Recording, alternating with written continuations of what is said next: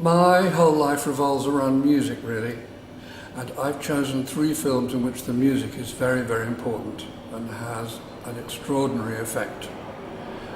One of them is like very, very emotional music.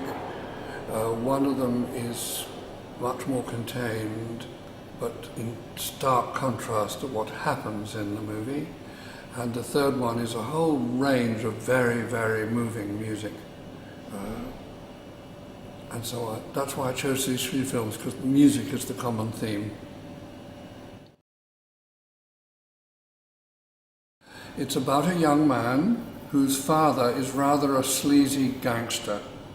His mother, who has died, was a classical pianist.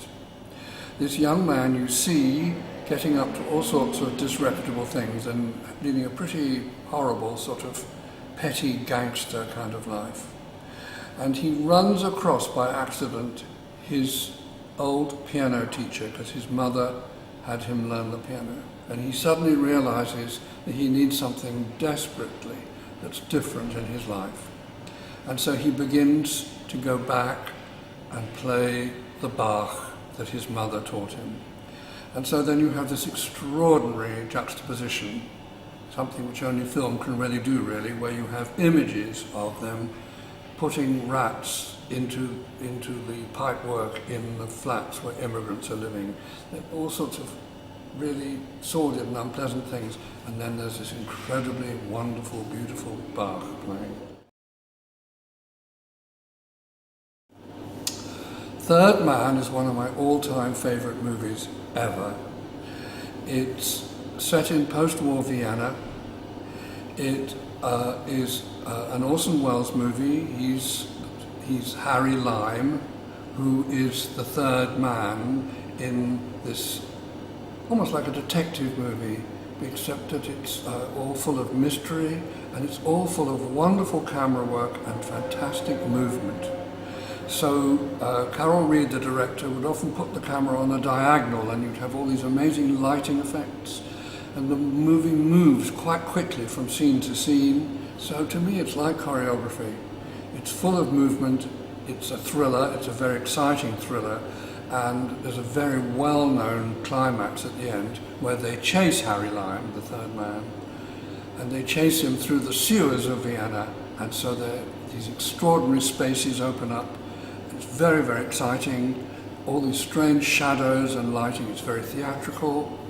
And then, as if all of that wasn't enough, there's this wonderful music on the zither, which is a Hungarian-Austrian instrument which we don't often hear. And all the way through the film, there's not just the famous Harry Lime theme, da da da da da da da, but also all sorts of strange little arpeggios, and it's full of drama. The music's full of drama too. It's by the Italian director Pasolini. It's a film called The Gospel According to St. Matthew, and that's what it is. It does what it says on the tin. It tells you the story of the life of Jesus. But it does it in the most wonderful way.